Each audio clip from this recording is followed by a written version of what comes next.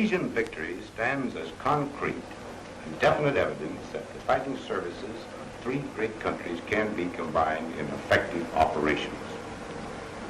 At every moment during this campaign, the devastating blows that were delivered by the Air Force, supported by the undersea and surface craft of the Navy, were so directed as to further and enhance the blows that were being delivered by the ground armies.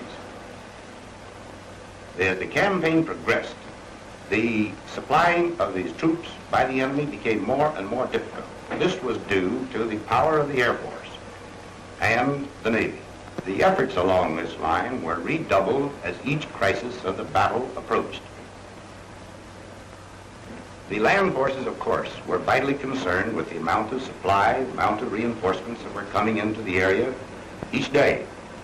Their attacks were so timed, and the attacks of the Air Forces were so timed, that the maximum effect was produced upon the enemy at all times.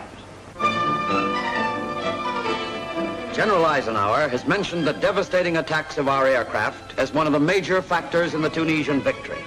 Here are planes of the Northwest African Strategic Air Force, and this is a brief record of the part played by certain groups in that Air Force. The 321st Bomb Group used native labor to help fill the tanks of its B-25s. The final phase of the campaign, with stepped-up operations, made increasing demands on supplies, personnel, and equipment. Successful operations depend first on good maintenance. The cooperation of every crew in this group starts right here on the ground. These planes have to be ready on time. That means plenty of pressure on the ground crews who repair and keep these ships in fighting trim. It means trained crews who know their jobs. It means extra hours of work, plenty of cooperation, good organization, teamwork.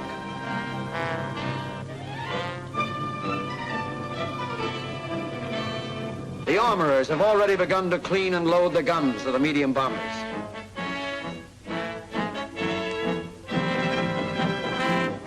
The ammunition is checked and fed into turret and waist guns. Our ordnance crew arrives and begins to bomb up the B-17s.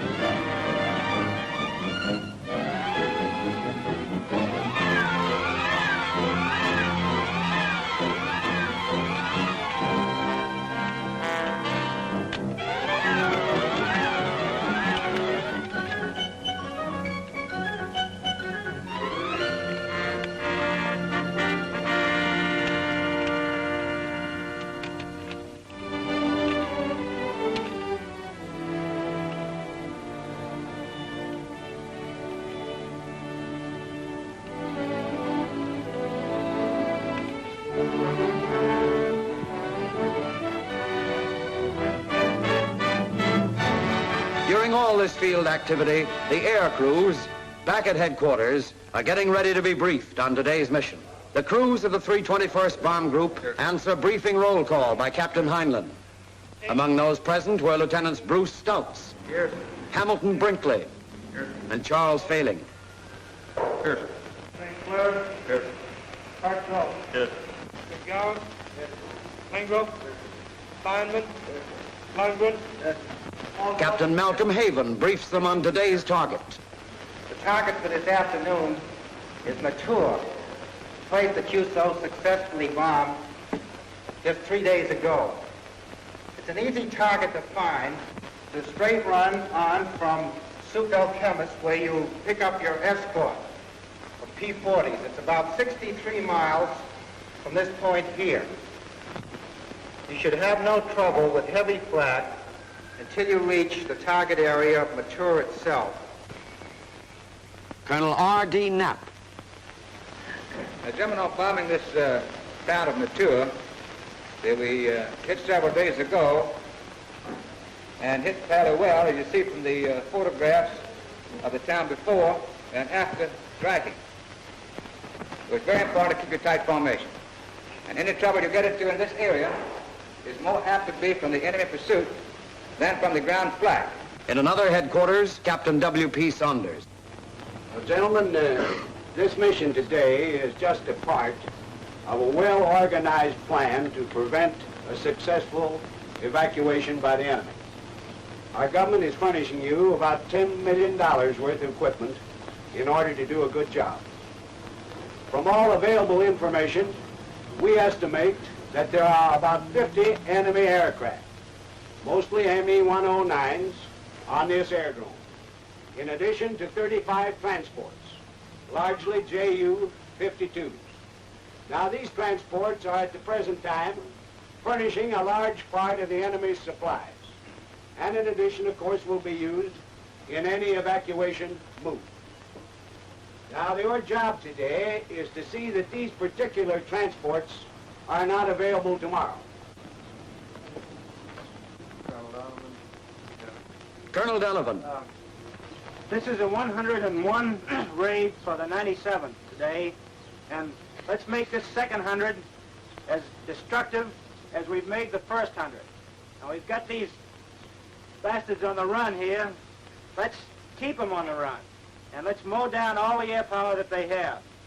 Take time tick now. Coming up on 10:16. 15 seconds to go.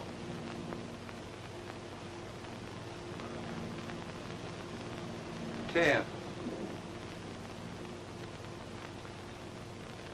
5, 4, 3, 2, 1, hack.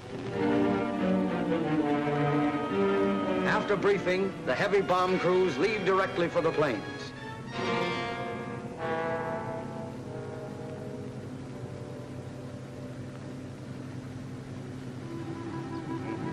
About the same time, crews of the 321st Medium Bomb Group start for their planes in jeeps.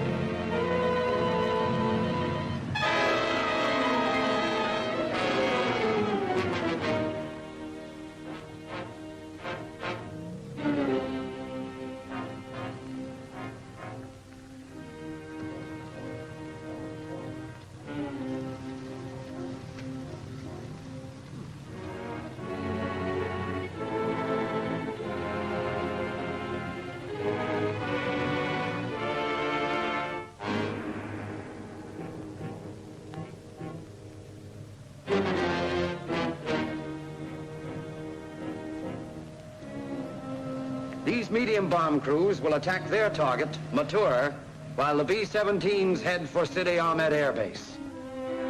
The truck from 97th Group headquarters arrives and drops the crews off along the line of B-17s.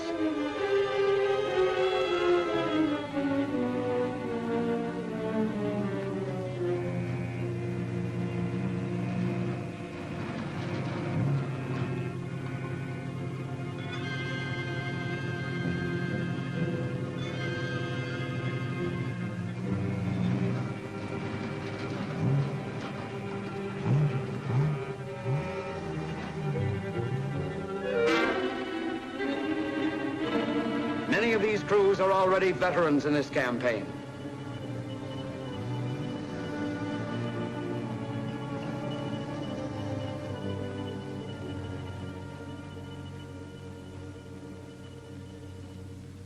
At this time, the Northwest African Strategic Air Force was moving toward the big final push.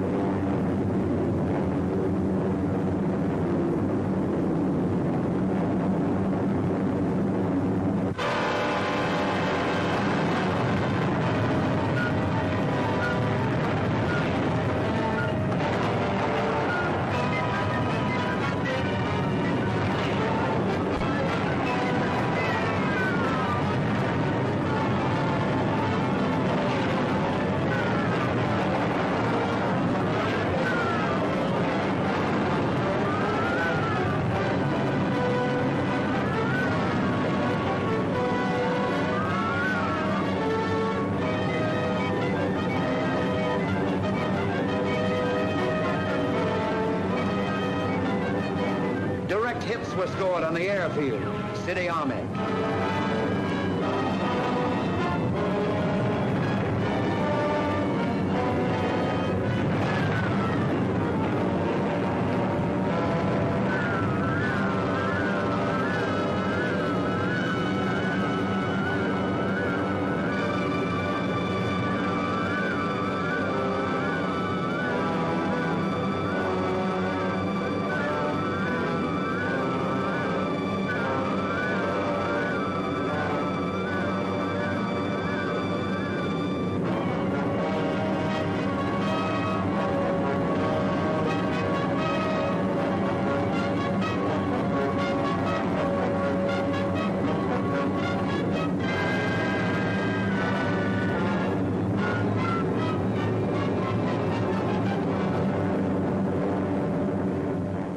Immediately after the mission, crews of the heavy bomb group arrived for interrogation. This crew had a very successful mission. Did any of you fellas get any today? I got one, too. Good, that's swell. That makes two for this crew. Well, Olson, let's hear your story. Oh, I was watching these 109s firing around up there looking for an opening. Mostly what, 109 today? There was a couple of potholes in that too. And there's one field off at about 1,000 yards out, a couple hundred feet above us. Come in at about 8 o'clock. You was high, you say? Yeah, about 200 feet high. We started closing in, and I tracked them for a few yards and then started shooting. How many rounds did you shoot into them? Oh, about 50 rounds. And then he opened up with his 30s at about 800 yards. And about 600 yards, he started using his cannon. And bullets up to then hadn't been very effective, so he peeled off over the top of us about 200 feet. And the last burst I fired, I clipped his tail off. Got his tail off. The last I seen him, he started down. Did anybody see this? Yeah, I seen it. What did he do, Little Wolf? I see his damn tail blow off, and he went down the steep dive and seen him crash and burst into flames. Well, there's no doubt about that one, is there? No, there's no doubt about that one. Won't be bothered with him anymore. Now, Stella, you also got one, didn't you? Yes. This one here come in about 4 o'clock high. What was it? Fox Wolf. Fox Wolf. That makes one of each. Yes. This one come about 4 o'clock high, and he was coming in. He wanted to slide in on a tail, but he wanted to get in there stable, stable horalizer. Horizontal stabilizer? Yeah, the horizontal stabilizer, and he got in there, and he wanted to get in on a tail, but he got over too far, and Slipped over. yeah, he slipped over about 500 yards, and I started shooting at him then. How close did he come to you? Well, he got about 200 yards within the guns, and then he went right straight down. And I called up the ball turret man. How many rounds you put into him? Oh, about 50, I think. Got 50 into him.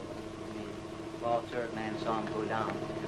Did you see him go down? Yeah, after Shorty called me up, I followed him down with my ball turret, and I raked him. He wasn't spinning or anything. I thought he might be big and coming up on our belly, so You got a few shots in him, too. I gave him a few good bursts, and he went straight down to a dive, kicked the ground, and exploded. That was a damn good raid. One of the B-25 crews wasn't so fortunate. Well, boys, I understand that mature trip was pretty rugged. Lieutenant Bem, did you ever get to the target? We got to the target. You did. Where was it that your engine was shot out, Lieutenant Holt? 2 minutes before the target. Can you show me on this map here?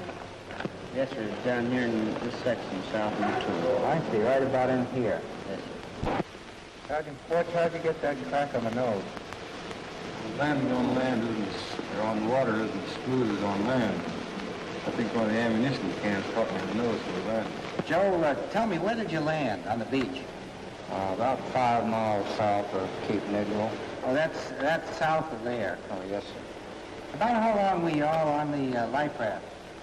Well, from the time we all got aboard, approximately 3 hours before we reached the Sergeant Uzelko, you're a gunner, aren't you? Yes, sir. What position? Third gunner, sir. Did you have any trouble getting out? No, sir, not too much. Where did you get out? Sideways gun. Out to the sideways window there if we got out.